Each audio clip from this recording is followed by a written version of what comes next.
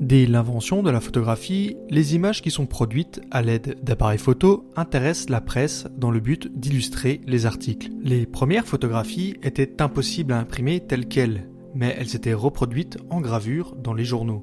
Liées directement aux techniques photographiques de l'époque, les premières photographies destinées à la presse étaient des paysages et des portraits posés, des photographies d'illustration qui servaient à appuyer un article avec une image, ce qu'on appelle encore aujourd'hui la photographie de presse. Et pour l'anecdote, en France, beaucoup étaient opposés à l'arrivée de la photographie dans les journaux.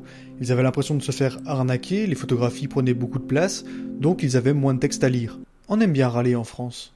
Mais la photographie arrivera à se frayer un chemin. De plus en plus présente dans l'actualité, des magazines vont se spécialiser dans de l'information contenant majoritairement des photographies.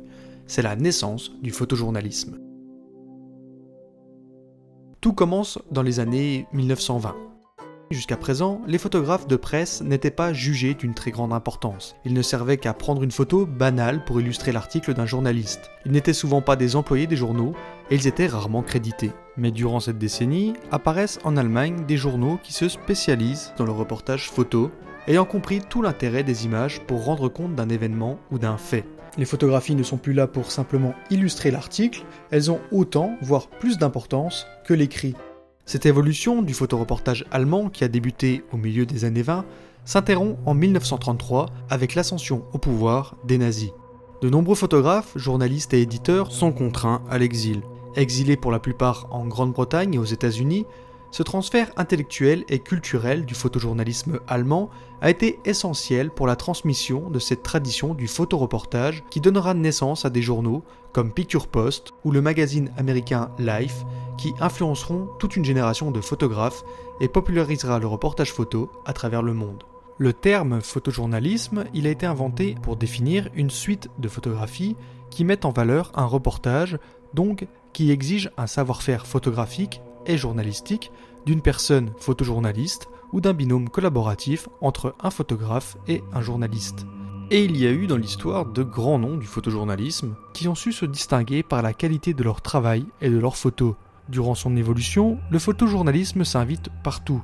Il couvre tous les sujets d'actualité, sportive, sociale et politique. Mais c'est lors de conflits armés que le photojournalisme prendra le plus d'ampleur, rapportant des images du front, de la vie des soldats et des civils lors de la Seconde Guerre mondiale et de tous les conflits qui suivront. Les photojournalistes y sont envoyés en mission. Et c'est pour ça que dans l'imaginaire collectif, le photoreporter, c'est avant tout le photographe de guerre. Mais même sans aller sur des zones de conflit, cela reste un métier dangereux. La liberté de la presse est menacée dans de nombreux pays où l'on voit des journalistes menacés, arrêtés et même tués pour le simple fait qu'ils soient journalistes. De plus, le photojournalisme est un métier précaire. Lors d'événements, il y a de plus en plus de photographes de presse, à leur compte ou travaillant en agence, et avec les technologies modernes, n'importe qui peut être un reporter citoyen, même à l'autre bout du monde. De plus en plus de photos sont disponibles sur les banques d'images, les rédactions s'en servent pour illustrer leurs articles, l'image perd de son sens, elle ne sert qu'à illustrer le papier, on revient à de la photographie de presse classique. Engager ou envoyer un reporter sur place devient trop coûteux pour les rédactions. Le photojournalisme est devenu un métier avec beaucoup d'appelés et peu d'élus. Seuls les meilleurs arrivent à en vivre, les artistes au milieu des artisans. Ce qui hisse le photojournalisme au niveau d'art. On le voit d'ailleurs, les magazines dédiés à la photographie de reportage sont devenus des galeries d'art à part entière. Et le problème avec l'art, c'est que bien souvent, il se découpe en courants artistiques, et les courants artistiques, à un moment, ça s'arrête. Alors, est-ce que le photojournalisme va disparaître ? En réalité, les courants artistiques ne s'arrêtent pas vraiment. Ils évoluent, et c'est ce que fait le photojournalisme. Il évolue depuis toujours, et maintenant, il ressemble de plus en plus à la photographie documentaire. Dans l'histoire de la photographie, il y a le photojournalisme et la photographie documentaire. L'essence de ces deux genres photographiques est la même, apporter des images du monde réel sur un sujet et des faits. La frontière est mince entre ces deux genres photographiques et c'est pourquoi certains mélangent et confondent ces deux genres, pourtant ils sont différents. Si on les compare dans leur définition, le photojournalisme c'est le travail d'un journaliste. Il fait un reportage, ses photos sont factuelles et dans l'actualité.